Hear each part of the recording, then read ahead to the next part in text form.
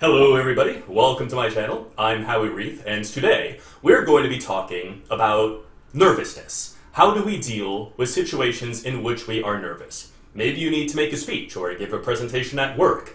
Maybe you're trying to ask out somebody that you have a crush on. Any situation, it is still a similar response. Our bloodstream fills with adrenaline, we feel the butterflies in our stomach, and we need to push through in order to make sure that we achieve the things that we want to achieve. How do we do that?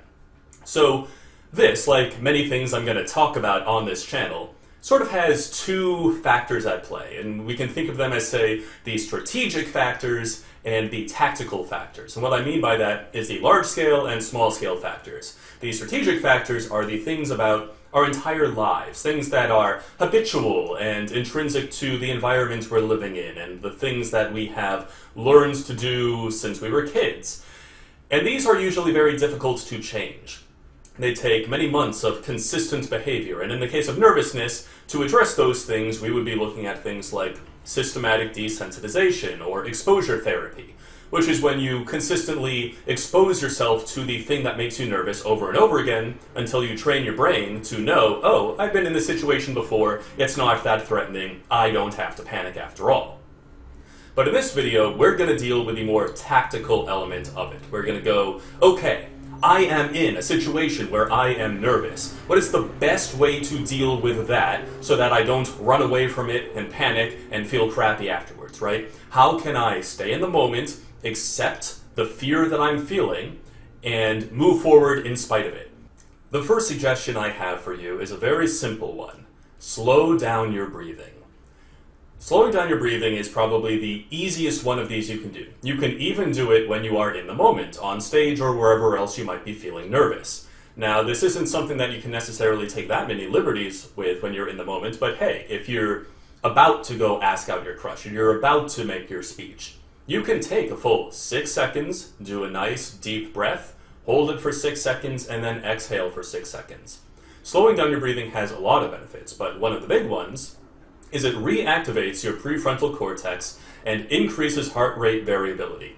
And what these are associated with is increases in willpower. By slowing your breathing and assuming a breathing style that is associated with being calm and collected, you actually induce your body into a more calm and collected state, rather than a more panicked and fearful state in which it is assuming that it's going to need to act and do a flight or fight response right now.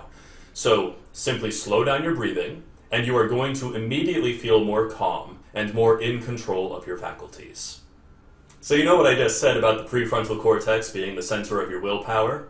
Well, it turns out, in situations when we are hungry, the prefrontal cortex is one of the very first things to shut down. If you are even a little bit low on blood sugar, even if there's enough to run it, your body is just set up so that way your prefrontal cortex is one of the first things to not be prioritized anymore. So if you are feeling nervous, maybe you need to eat something, okay? Just maybe grab a protein bar or a granola bar or something like that. Just have a few bites, put something into your stomach, and that may or may not increase your ability to focus, but there's a decent chance it will, especially if you're feeling a little hungry.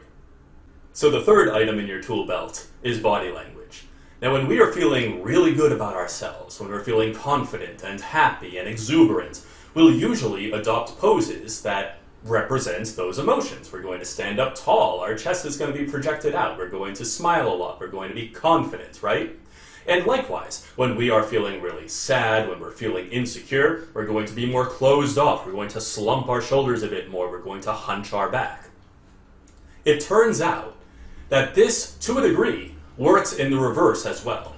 If you adopt the posture of somebody who is happy and content and confident, you are going to feel more confident and happy and content. And likewise, if you adopt the posture of somebody who's really down on themselves, you are more likely to feel that way. So what I would recommend is in the moments before you are about to go on stage or do whatever it is that makes you nervous, consider adopting a power pose. The most stereotypical of these is the Superman pose. It is practically impossible to think anything other than wonderful about yourself when you are standing like this. And when you actually are doing the thing that is making you nervous, make sure that you are adopting as positive a body language posture as you possibly can. because the way you are standing and presenting yourself, not only is it going to affect the way people perceive you, it is also going to affect the way you feel and the way you are engaging with the emotions that you are experiencing in the moment. So, try to stand tall, project your chest out, make eye contact with people, and be very leisurely and comfortable in the way you are walking and engaging. And you will feel much, much better in your situation. So this next one is one that I want you to be a little bit cautious with, because I don't personally like it. And I don't necessarily know that it has any negative impacts in the long term, but I am suspicious of it. And what it is it's rewriting reality. And we are basically hacking the way our brains interpret stuff. So here's how it works. It's using something similar to the placebo effect. And the issue is that our brains process information and examine that information in two different places, and they don't happen immediately at the same time. The first one happens well before the second one. Thus, even if something is an absolute lie, our initial emotional reaction to it is as if it were the truth. We don't examine whether it is a liar or not when we are making that first emotional reaction. Thus, we are nervous about something. We tell ourselves a comforting lie. Everybody in the audience already loves me. She is going to think I'm the hottest guy in the world. Like, whatever it is that's making you nervous, tell yourself a comforting lie, or write it down, or say it in your mind, or say it out loud even. And our brain is going to have an emotional reaction associated with if that lie were actually true. Thus, if we're nervous and we are saying a comforting lie, we are going to become less nervous, at least for a little bit. Why don't I like this? Well, I don't like counting on something that is a distortion of reality to achieve the goals that I have. Okay, I would much rather have as clear perceptions of reality as possible. But that having been said, if you really need to give a really good performance for whatever reason it is, this is something that is in your tool belt that you can do. You can tell yourself a comforting lie, get the emotional benefit of that, and then go out on stage or do whatever it is that you need to do. Just be aware, you probably don't want to make a habit out of this. You only want to use it in emergencies. So the next technique is visualization. Essentially what we're doing here is we are looking to use our imaginations to put ourselves into a mental state that is more comforting and more conducive to the emotional feelings that we want to be having in the moment. So usually you won't be able to do this unless you have a fair amount of preparation time. But if you do have that preparation time, go ahead and sit down somewhere and think about something that evokes in you the emotions that you want to be feeling. Something that is peaceful, something that puts you at ease. Or possibly, imagine your success in the thing that is making you nervous. Visualize everybody is applauding you, everybody compliments you, everybody is very happy with the performance you gave, or the conversation you had. Whatever it is that's making you nervous, visualize it going very, very well, and feel the emotions that you are feeling in that moment. Once you start to feel those emotions, the adrenaline in your bloodstream will subside, you will have more control, and you will be better equipped to actually go on stage and engage in the activity that is making you nervous. The last approach I have for you is a pretty easy one, but also one that requires a little bit of time, and that's listening to music.